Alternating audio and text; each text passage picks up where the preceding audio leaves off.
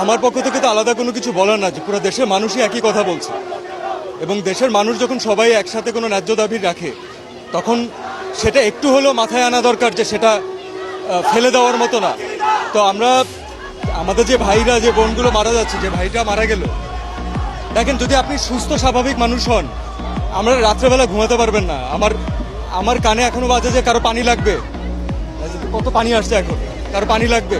তো এটা যতদিন মাথায় থাকবে ততদিন পর্যন্ত আমরা শান্তিতে ঘুমাতে পারবো না। এবং এটা দেশের একজন নাগরিক হিসাবে আমরা তো সারা জীবন মানুষের জন্যই কাজ করেছি। আমরা যারা এন্টারটেনমেন্ট ইন্ডাস্ট্রিতে কাজ করি, আমরা কার জন্য কাজ করি? কোনো ইন্ডিভিজুয়ালকে দেখানোর জন্য কাজ করি না, আমরা দেশের মানুষের জন্য কাজ করি। তো আজকে তাদের যে ছাত্ররা, যারা ইয়াংরা, যারা হচ্ছে আমাদের মেইন অডিয়েন্স, যাদের আমাদেরকে প্রয়োজন, আমরা যদি তাদের সাথে না দাঁড়াতে পারি তাহলে আসলে কেন কাজ করলাম? এর থেকে কাজ না করা ভালো, অন্য কোনো কিছু করা বেটার। আমার নিজের বাচ্চা আছে ভাই, আমি জানি যে আজ থেকে 10 বছর পরে, 15 বছর পরে, 20 বছর পরে ও একদিন এই ব্যাপারে জানবে এবং ও একদিন আমাকে কোয়েশ্চেন করবে যে মানে তুমি কি করছো। তখন আমি বুক উঁচু করে বলতে চাই যে না, আমি কিছু চেষ্টা করছি। So definitely I am with the students. Yes, হ্যাঁ। আপনি নিজেরটা বলেন, আপনার কোনো ক্লাসমেটের সাথে এমন হলে আপনি নিজে থাকতে পারতেন বাসায়?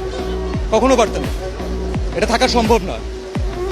এবং এই বাচ্চাগুলো কোনো অনৈতিক দাবি রাখে নাই যে তাদেরকে এভাবে করে প্রাণ হারাইতে হবে। এক একজন বাবা মার আহাজারি, এটা যার যায় সে বুঝে ভাই। সো এটা আমি জানি না আসলে এখানে কতটুকু আসলে এখানে ঢেকে ঢেকে বলা পসিবল।